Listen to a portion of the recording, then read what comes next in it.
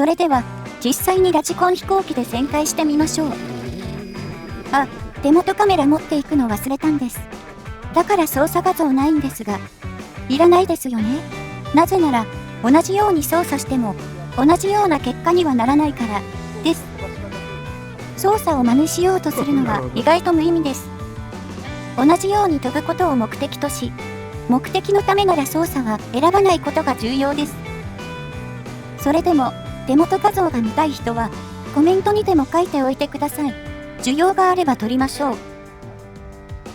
さて、本当は、旋回の練習の前に前提条件があるのですが、今回は旋回と言ってしまったので、それは来週としましょう。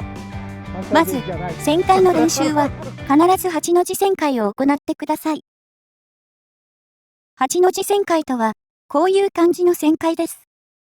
一応、旋回方向にセオリーがありまして、円の外周は、自分から遠ざかる方向に旋回します。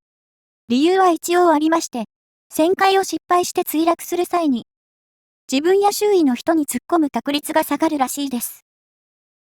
また、やってはいけない練習方法に、こういったトラック旋回があります。理由は、特定の方向にしか旋回できない人物が出来上がるのと、1回の旋回が180度しかないので、旋回できてないことに気がつきにくいからです。8の字旋回だと、270度くらい旋回が必要ですからね。さて、バンク角に関してですが、これで35度ほどです。この手の上半角のついた低翼機で30度後半。後翼機で30度未満が無難です。バンク角は高くなるほど操縦難易度は増し、45度を超えると曲芸飛行になりますので、注意が必要です。また、ラダーが10度ほど内側に向いているのも注目です。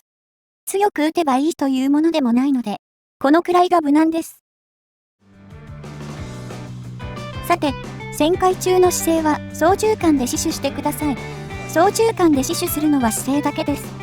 旋回の調整はラダーで行ってください。ラダーの操作量で姿勢も変わりますので、うまく活用してください。そして、ここで、最も重要なことを説明します。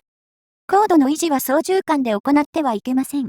一度変な癖がつくと、覚え直すのに倍の時間がかかりますので、高度の調整は必ず、前に説明した方法で行ってください。操縦桿で維持するのは姿勢のみです。前にも言いましたが、ラジコン飛行機の旋回は難しいです。はっきり言ってしまえば、着陸より難しいです。自称、着陸ができない人は、そもそも旋回ができていないことが多いですね。そのくらい旋回は難しいです。毎週土日に3時間練習して、1年くらいでようやく、上手いとか下手とかの入り口に到達する感じです。別に、旋回の練習以外を行っても全然構わないのですが、旋回ができるようになる前に、曲芸飛行の練習をしても、下手になる一方なので注意してください。別に、旋回が下手なのは大丈夫なのです。ただ、旋回できないのは問題です。旋回する位置がずれても、元の位置に戻ってくれば問題ありません。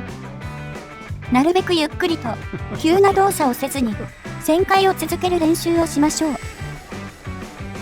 漠然と、同じことを続けずに、旋回中にいろいろ操作を変えてみてください。より、いい感じに旋回する方法を見つけ出しましょう。さて、そろそろ5分なので終わりにしましょうか。次回はどうしましょうか？微輪式飛行機の離陸がいいでしょうか？それとも、操作映像付き8の字旋回がいいでしょうか？ちなみに、これが曲芸飛行です。見えないと思いますが、今の旋回では、ラダーを右に打っています。バンク角が45度を超えると、ラダーの使い方が逆になります。なので、理解するまでは45度を超えないことが重要です。それでは高評価とチャンネル登録をよろしくお願いします。それでは、ゆずきゆかりがお送りしました。まあ、70点ってとこですか。甘くつけて。うちの飛行場の師匠が厳しすぎる。